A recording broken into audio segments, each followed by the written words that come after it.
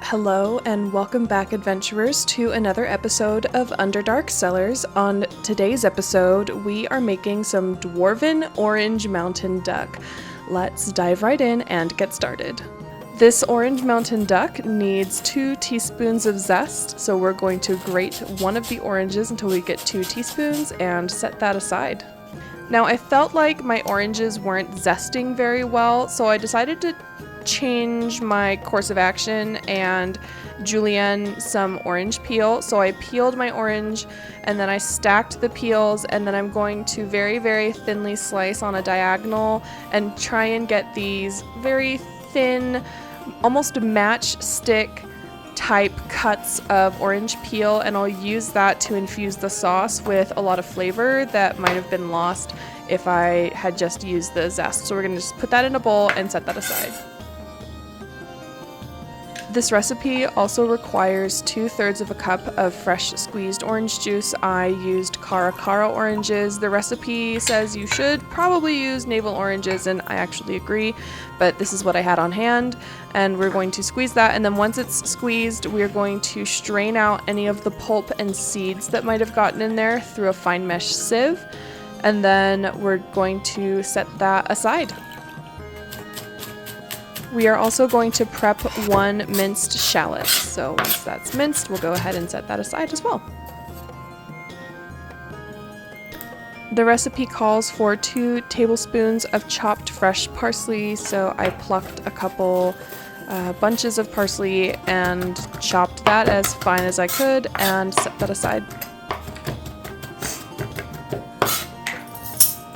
For the other liquids, we need 1.5 tablespoons of brandy or cognac. I chose brandy because that's what I had on hand, and 1.5 tablespoons of honey. All right, time for the star of the show. This is duck. Now, I was not sure I would be able to find duck near me, but they did have it at my local grocery store in the frozen section between frozen chicken and other frozen meats. So if you want to make this, I would definitely check there. I'm using a brand, I think it's called Maple Leaf Farms. Anyway, so in order to get really crispy skin, I'm going to pat the skin completely dry, and then duck fat is liquid gold. You can use it to cook basically anything. So to render as much duck fat as possible, we're going to score our duck skin very carefully. Don't push too hard and score the duck breast itself. Just a fun fact about duck fat versus butter: a tablespoon of butter is going to have 7.3 grams of saturated fat and 0.5 gram of trans fat. Now, duck fat, on the other hand, will only have 4 grams of saturated fat and 0 grams of trans fat. In terms of cholesterol, it's also going to have only 15 milligrams of cholesterol, where butter will have 30.5 milligrams. So it has half the values that butter has. So it's far better for you. So we're going to salt the duck breast and put that aside. Additionally, because I forgot, we need to set aside 1/2 cup of low sodium chicken broth, and finally mince some fresh thyme. Now that the duck breast has been salted, we're going to pull out any excess moisture by patting it dry once again, and we are going to heat our pan because it's time to cook. Once our pan is hot over medium heat, we are going to put our duck breast skin side down and let sit undisturbed for about 12 to 14 minutes. I'm also going to cook this other duck breast in a pan on my stovetop because I did not have enough room. But you see that almost immediately that duck fat starts to render out. Now, some of the thicker parts of the duck fat, like on the sides, I'm going to use a wooden spatula to gently press that down into the heat of the pan to render that out. And it's going to build up enough to the point where it's going to start to splatter. So once it builds up a bit, I'm going to use a turkey baster to remove the duck fat so that the skin will continue to crisp and render out as much fat as possible. I mean, this I probably extracted the fat 7-8 times while I was cooking, and I'm also going to rotate the duck breast because I'm using an induction burner, so the inside of the pan, the center of the pan, is going to cook a lot faster than the outside, so I'm just going to rotate those around. And I cooked this for about 12 to 14 minutes until it was nice and golden, and then once that was done, I pulled out the remainder of the duck fat and I flipped them over, and you can see how nice and golden the skin is. And I'm going to transfer that fourth one into the pan, and I'm going to cook these until they reach 135 for medium.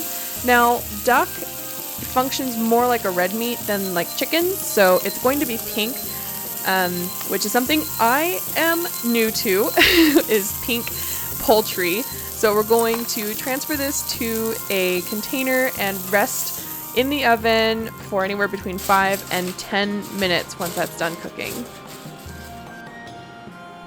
Now for the sauce, we are going to add our shallots and our thyme and some salt to the pan and cook this on medium-low heat until it's softened. If it's a little too dry, you can add a little bit of the duck fat back into the pan. I think I just eyeballed it, but I think I added about a teaspoon's worth.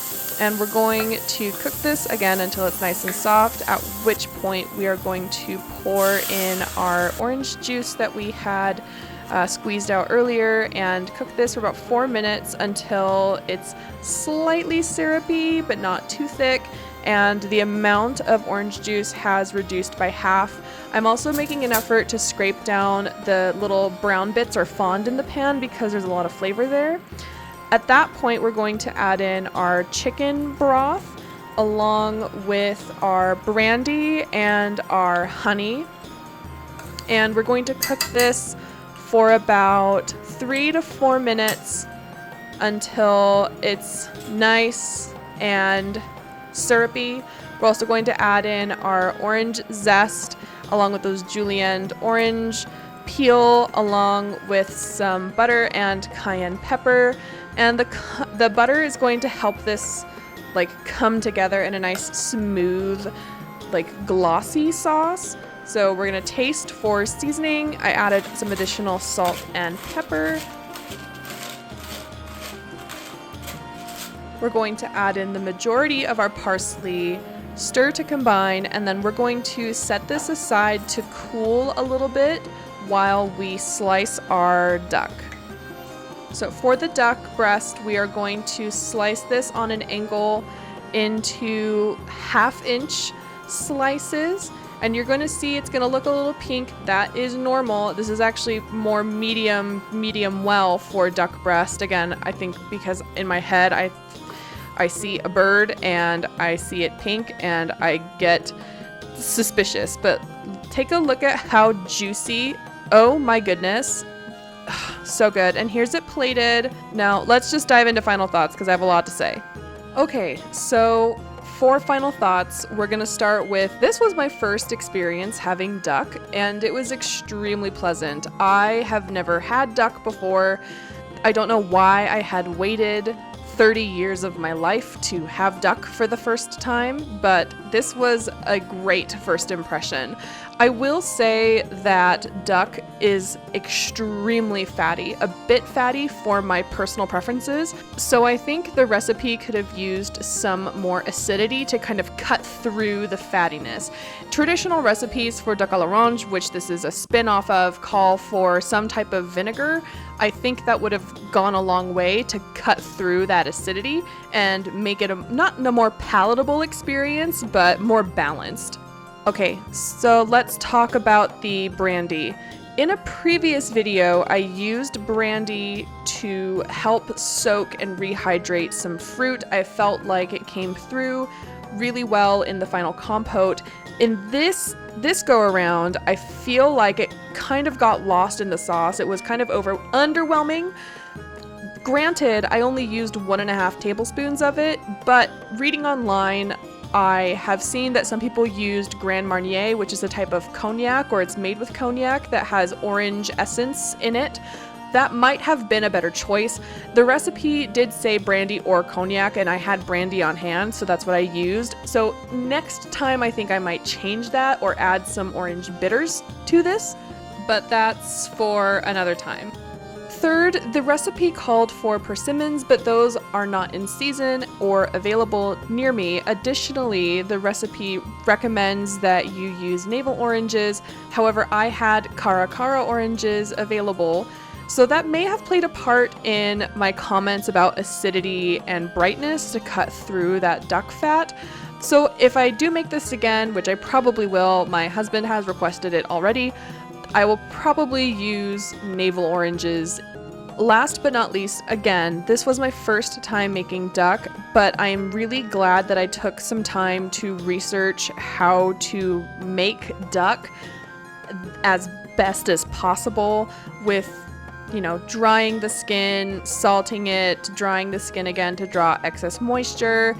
I'm glad I learned about setting aside that duck fat. I can use that duck fat to do like pan roasted potatoes or scrambled eggs, or I can use it to sear other meats. Technically, you can also use it to like make mayonnaise. I won't be doing that, but you can use it for so many other things. I'm glad I did that though, because duck is pretty expensive. For the 2-pack of duck breast, it was $13.99 each at my local grocery store. So to make sure you get the best return on your investment, I recommend taking some time to like get to know your protein before you cook it so you have the best results possible. All right, adventurers, that brings us to the end of today's episode. Thank you so much for sticking around. If you liked what you saw, please smash that like button. If you have any comments, questions, or suggestions of what you would like to see in the future, comment those down below and I would love to hear from you. I'm happy to talk with you. If you are not subscribed, please subscribe. We would love to have you. We do things all food and fantasy here at Underdark Cellars. We have some exciting stuff coming up, including a recipe from Baldur's Gate 3.